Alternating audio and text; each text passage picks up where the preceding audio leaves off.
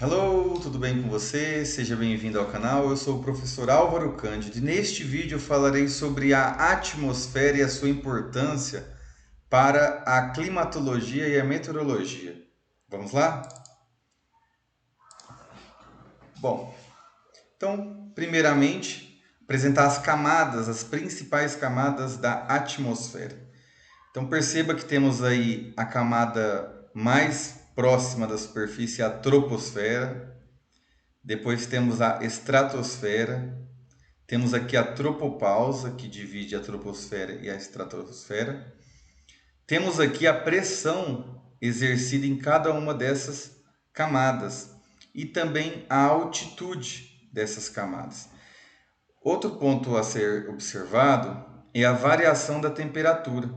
Então, aqui na troposfera, que varia mais ou menos de 0 a 10, 11 quilômetros de altitude, então a temperatura ela oscila de aproximadamente aqui em média 18 graus Celsius até menos, vamos colocar aqui menos 55 graus Celsius, próximo a 11 quilômetros de altitude.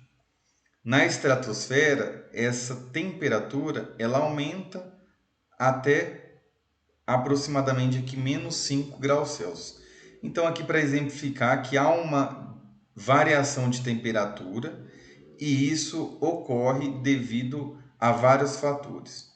Um dos principais são os componentes da estrutura atmosférica, em que esses componentes interferem na absorção de energia nessas camadas. Troposfera, como eu comentei, né, até 11 quilômetros de altitude, ocorrem fenômenos como chuva, neve, granizo, ventos, Kopek, furacões. Então, é nesta primeira camada em que ocorrem os fenômenos importantes para a agricultura. Tá? Acima dos 4 quilômetros de altitude, ocorre a formação das nuvens de cristais de gelos. Tá? Uma informação também importante, em média, a cada 1 quilômetro em que se aumenta, a temperatura ela é reduzida a 6,5 graus Celsius. Então, por exemplo, vamos exemplificar aqui. Quando falamos em 1 quilômetro, nós nos referimos a 1.000 metros. Então, a cada 1.000 metros é reduzido 6,5 graus Celsius. Tá? Então, aproximadamente 100 metros, 0,65 graus Celsius. Então, esse é o gradiente médio da troposfera. A estratosfera, que é de 11 a 50 quilômetros de altitude, ela tem aqui bastante concentração de ozônio, principalmente aqui no meio da estratosfera de 20 a 30 quilômetros, e o ozônio é responsável por absorver a radiação ultravioleta, que é letal para os seres vivos e também é importante para equilibrar essa absorção, contribui com o equilíbrio térmico da superfície da Terra.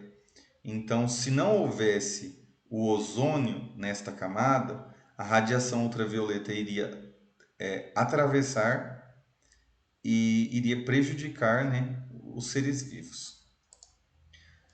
Outras camadas aqui, a mesosfera, que é de 50 a 80 quilômetros. Então, nesta camada é atingida a temperatura mais baixa de toda a atmosfera, 90 graus Celsius negativos.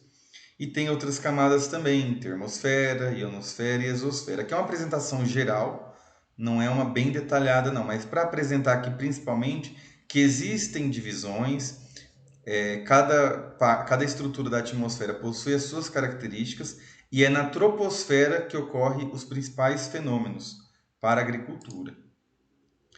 Então, a composição média da atmosfera, então nós poderíamos dizer que praticamente é nitrogênio, oxigênio e um pouquinho aqui de argônio, né? Mas a maior parte, veja bem, 78,03% nitrogênio e 20,99% de oxigênio.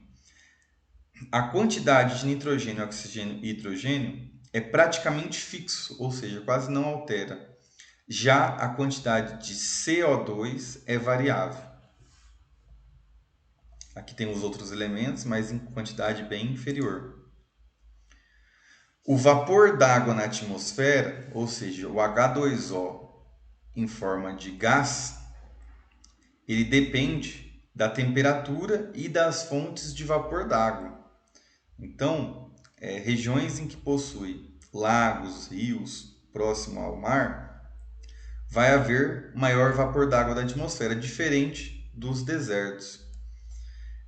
Geralmente, o volume do ar, se formos considerar aí o vapor de água no volume do ar, nos desertos quentes pode atingir 0% de vapor de água.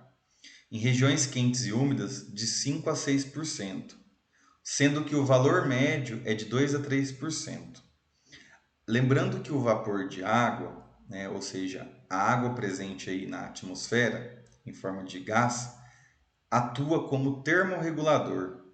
Isso porque a água ela possui aqui 2,45 megajoules por quilograma. O que isso significa? A água ela é um elemento em que consegue absorver muita energia.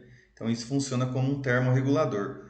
O deserto, para exemplificar, quando é de dia, ele é muito quente e à noite esfria muito. E essa mudança de temperatura é muito rápida. Por que é muito rápida? Porque não tem algo para regular, não tem água no deserto. Já regiões que tem muita água, reservatórios, como eu mencionei, tem bastante vapor d'água, essa variação ela não ocorre assim numa amplitude muito elevada devido à regulação pela água. Outro exemplo assim para que está associado a essa propriedade da água, se fizermos uma comparação, se nós pegarmos uma panela de água e esquentarmos, demora para a água ela começar a vaporizar, ela ferver. Isso por quê?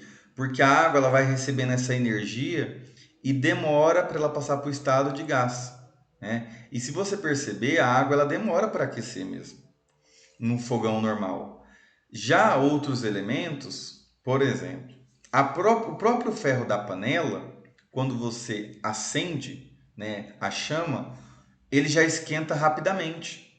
Então, por que isso? Porque o ferro da panela, ele possui propriedades em que esse ganho e perda de calor, ele é muito mais fácil, isso devido ao calor específico, tá? Então, assim, o importante é saber que a água é um termorregulador, que ela necessita de muita energia para evaporação e que isso reduz, né, a presença de água reduz a amplitude térmica dos ambientes.